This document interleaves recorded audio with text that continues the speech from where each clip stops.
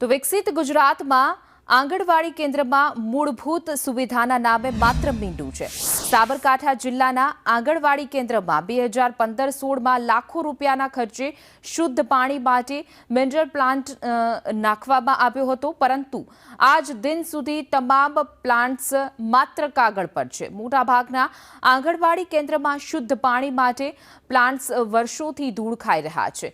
કરોડોના રૂપિયાના ખર્ચે 59,000થી વધારે આંગણવાડી કેન્દ્રમાં મિનરલ પ્લાન્ટ ફાળવવામાં આવ્યા હતા।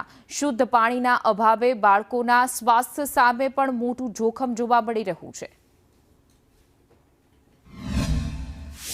14-15માં આરો પ્લાન્ટ લગાવવામાં આવ્યો હતો, પણ એનું કંઈક થયું નહીં।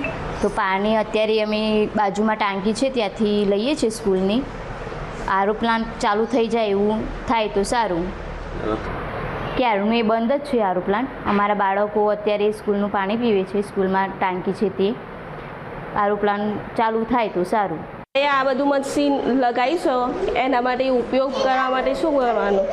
આ મોટી સ્કૂલમાંથી ટાંકીમાંથી પાણી પીવે તો અમારા છોકરાઓ બીમાર થઈ જાય, તો અમારે શું કરવાનું?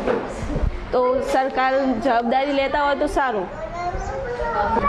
બહુ તકલીફ પડે છે, આમાં તો કેટલા વખત બીમાર પડી જાય છોકરાઓ, તો શું કરવાનું અમારે? આંગણવાડીમાં ઘણા સમયથી મશીન જે આરોનું મશીન લગાવવામાં આપી છે, તો એ આટલા સમયથી ચાલુ નથી કરેલ।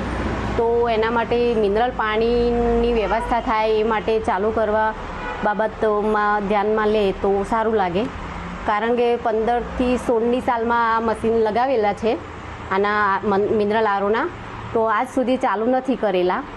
સાબરકાંઠા જિલ્લામાં નહીં પણ આખા ગુજરાતમાં આંગણવાડીમાં બાળકોને સારું પાણી રહે, બાળકોનું શરીર સ્વસ્થ રહે અને ચોખ્ખું પાણી મળે, એના માટે સરકારે ખાલી શોભાના ગોંઠિયા તરીકે આરો પ્લાન્ટ ફક્ત ને ફક્ત જોવા માટે લગાવ્યા છે। એનું અત્યારે કોઈ કનેક્શન નથી, પાણીનું નળ કનેક્શન નથી કે પાણીનો ટાંકો નથી કે બહેનોને કાંઈ જ વસ્તુ એ આરો પ્લાન્ટમાંથી પાણી મળતું નથી।